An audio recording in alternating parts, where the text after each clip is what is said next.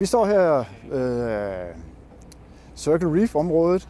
2 til 3 år har vi arbejdet her på at få det her Circle Reef i vandet. På prammen der ligger der 100 stykker beton, som vi skal have ned på havbunden. De vejer hver især ca. 1300 kilo, og der er lavet nogle huller i til marint liv.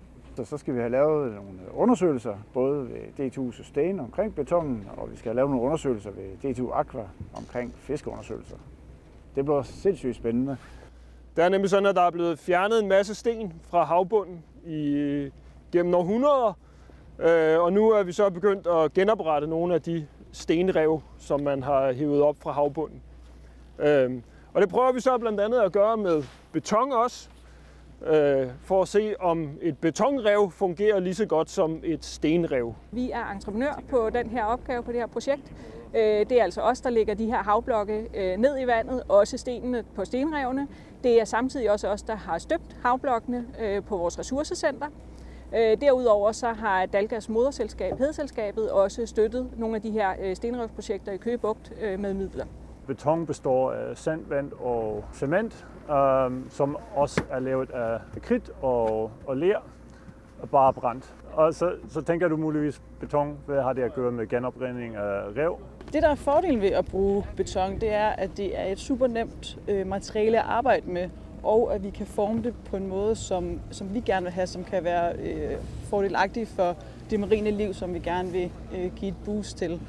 Så når man har den rigtige overfladetekstur, så er der beviser for, at man får bedre bekroning, og det hænger sammen med, at dyrene kan få bedre plads og fat i overfladestrukturen, og det vil vi gerne udnytte. Og derudover er der også, at beton indeholder nogle calcium, som også bliver brugt af muslinger for eksempel. Og så har vi lavet førundersøgelser med videokameraer nede på havbunden, hvor det jo bare var flad, kedelig sandbund. Og nu kommer der så alle de her strukturer nede på havbunden.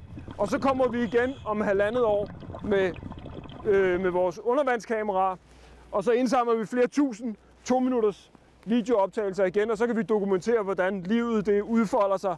Vi har hjulpet med at søge tilladelse til at lægge både stenrev og betonrev ud. Derudover så har vi været nede og lave nogle undersøgelser af vegetationen, der er nede på havbunden. Og der skal vi tilbage igen om et par år for at se, hvordan udvikler sådan et vegetationssamfund sig. Så sammenligner vi, hvad er der af makroalger på betonen, og hvad er der på stenrevene dernede. Lars Mille, hvad glæder du dig allermest til? Jamen, jeg glæder mig da til at dokumentere, om vi kan bruge beton som substitut for stenene.